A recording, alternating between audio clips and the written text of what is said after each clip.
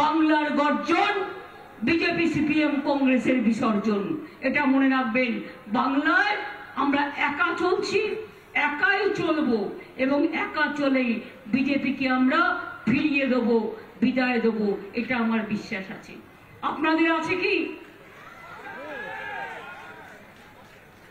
খিদে পেয়েছে না? অনেকে উপোস করে আছে তো মায়েরা, যারা সংখ্যালঘু সম্প্রদায়ের বোনেরা ভাইরা, তাদের তো রমজান চলছে, কিন্তু অন্যান্যরাও যারা আছেন মা বোনেরা আমার,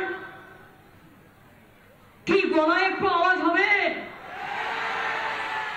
ভিআরপি থেকে শুরু করে, আশা থেকে শুরু করে, আইসিডিএস থেকে শুরু করে, সিভিক পুলিশ থেকে শুরু করে সবাইকেই আমরা সাহায্য করেছি। সরকারি কর্মচারীদেরও, তারা আবার 4% দিয়ে পাবে বাজেট ঘোষণা অনুযায়ী। এগুলো নতুন করে বলছি না মোদীদের মতো।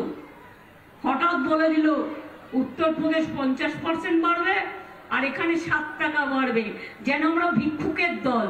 তুমি 100 দিনের কাজই দাও না আর তুমি 7 টাকা বাড়াবে। তোমাদের চেহারা আমার দেখা আছে এবং আমি দেখে নেব।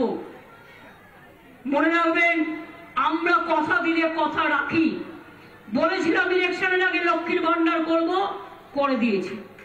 বলেছিলাম ইলেকশনের আগে বিনা পয়সায় রেশন দেবো, করে দিয়েছি। বলেছিলাম ইলেকশনের আগে স্মার্ট কার্ড 10,000 টাকার ছাত্রছাত্রীরা যারা চাইবেন পাবেন, পেয়েছেন। কিষাণ বন্ধুরা 10,000 টাকা করে পাবেন, তারা পাচ্ছেন। এরকম অনেক স্কিম আছে জন্ম থেকে মৃত্যু পর্যন্ত। আমরা মানুষকে বঞ্চিত করি না। বিজেপি মানুষকে বঞ্চিত করে, ভাওতা দেয়, প্রতারণা করে, চক্রান্ত করে, দাঙ্গা করে, মিথ্যে কথা বলে। এটা ভাওতাবাজি দল একটা, মনে রাখবেন। ভাওতাবাজি দলের নাম বিজেপি দল। এই ভাওতাবাজদের একটা ভোট দিয়েও ভোট নষ্ট করবেন না।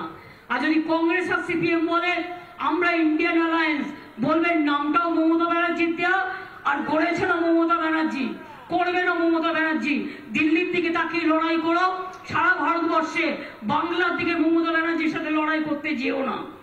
কেরালায় কেন করছো সিপিএম এর সাথে লড়াই, আর বাংলায় কেরালার সাথে ভাব? আমরা কিন্তু এটা করি না। আমার উত্তরপ্রদেশে একটা দলের লোক লড়াই করছে, অখিলেশ যাদবের সাথে কথা বলি। আমি আসামে 4টে সিটে লড়াই করছি, তার কারণ ওখানকার মানুষ আজকে বিধ্বস্ত হয়ে আছে। মণিপুরে সারাক্ষণ আগুন জ্বলছে, তাদের পাশে গিয়ে আমাদের দাঁড়ানো কি উচিত নয়? কি নিশ্চয়ই উচিত। তাই মনে রাখবেন, আমরা কথা দিলে কথা রাখি, আর ওরা কথা দিয়ে কথা মাপে, ভোট মাপে, কথা দিয়ে কথা মাপে। আর মোদির গ্যারেন্টি মানে হচ্ছে মিথ্যে কথার গ্যারেন্টি। ওরা হচ্ছে জিরো আর তৃণমূল কংগ্রেস হচ্ছে হিরো।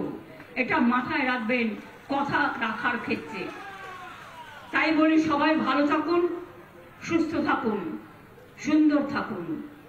আবার দেখা হবে রানাঘাটে বা যেখানে যেখানে আপনাদের পরিচিত লোকেরা আছে, সারা বাংলা জুড়ে সবাইকে কানে কানে বলে দেবেন, ভোটটা তৃণমূলকে দাও, তবেই কিন্তু খেলা হবে। ভোটটা তৃণমূলকে দাও, তবে তৃণমূলই ভারতবর্ষের সরকার কি করে গঠন করে তার পথ দেখাবে। ভোটটা তৃণমূলকে দাও, তবেই বাংলায় শান্তি থাকবে।